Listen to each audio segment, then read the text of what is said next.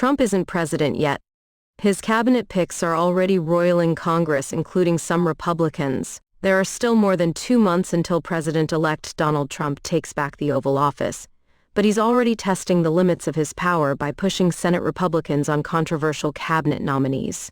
Republicans are set to retake control of the Senate next year, and almost uniformly say they want to sign off on the president-elect's cabinet picks, and quickly. But behind closed doors, there is widespread concern among GOP senators about some of the nominees. Sen. Tommy Tuberville, RLA, a close Trump ally, said on the Senate floor Tuesday that it should be a no-brainer for Senate Republicans to support all of Trump's cabinet picks. He displayed a sign noting there were no Democrats who voted against President Joe Biden's cabinet nominees in 2021.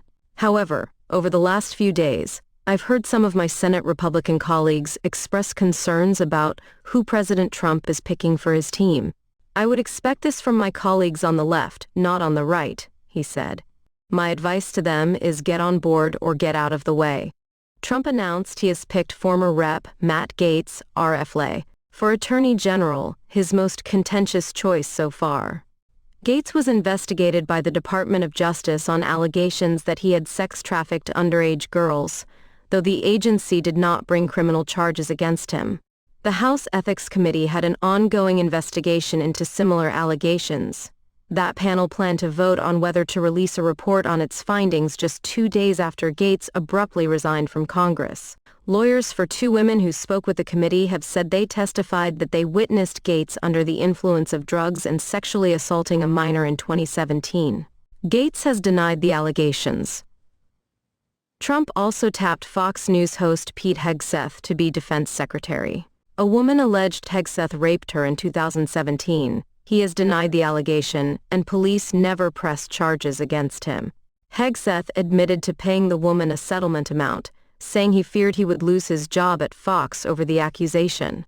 In a previous political era, the claims against Gaetz and Hegseth would likely be the death knell for a cabinet nomination. For example, former President Bill Clinton's nominee for Attorney General, Zoe Baird, dropped out of consideration when it was revealed she had hired an undocumented immigrant as a nanny for her children.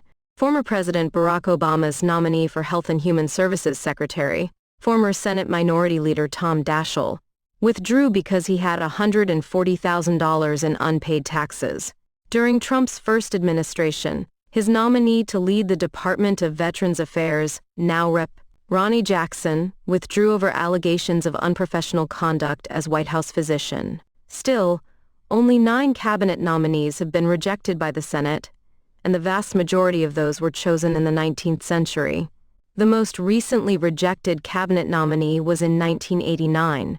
In 2024, a game of chicken is playing out between Trump and the GOP-led Senate over some of his picks. Trump said Tuesday he is not reconsidering nominating Gaetz, despite the fact that he is unlikely to get enough GOP support to be approved in the upper chamber. Sen. Richard Blumenthal, D-Con, who serves on the Judiciary Committee that will be responsible for vetting Gaetz's nomination, told USA Today that the former Florida lawmaker's nomination presents the first major test for Republicans about whether they're willing to stand up to Trump.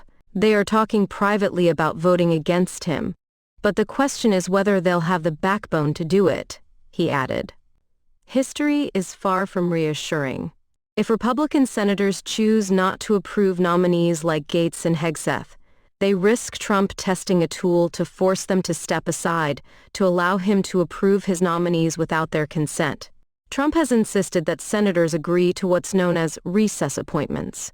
Most GOP senators say they would support such a maneuver if Democrats block the nominees, but are less forthright if it is Republicans also standing in the way. Doing so would be a major capitulation of congressional power. Senators on both sides of the aisle have often cited the Senate's constitutional power to provide advice and consent to the president on appointees. We're not trying to block anybody. We're going to give Gaetz an opportunity to come here and make his case. They've got to earn every vote, said Sen. Markwayne Mullin, R. asked whether Trump understands that, given his statement on recess appointments. Mullin said, "President Trump understands the system as good as anybody. Vice President-elect J.D. Vance will be organizing meetings between key Republican senators and Gaetz and Hegseth this week, and Gaetz has been personally calling some senators as he seeks support. Meanwhile, there's a fight brewing between the two chambers over the release of the House Ethics Committee report on Gaetz. Mullen and other Republican senators have said it is important that they get a chance to see the report before voting on Gaetz's nomination. "I'm saying to the people that want any cabinet person to get through, not just Gaetz, that this is going to be a lot faster if you give us all the information that we want," said Sen. Chuck Grassley, R. Iowa. But House Speaker Mike Johnson, RLA, said Friday that he plans to strongly request that the committee not release the report, arguing it would set a terrible precedent. Incoming Senate Majority Leader John Thune, RSD, said he would leave it up to the House whether it should be released publicly. When asked what the president-elect would do if one of his nominees failed to pick up enough Republican support, Brian Hughes, a Trump-Vance transition spokesman, told USA Today in an emailed statement, "President Trump's incoming administration is moving at an accelerated schedule in order to make good on getting key nominees confirmed, in order to start delivering for the American people."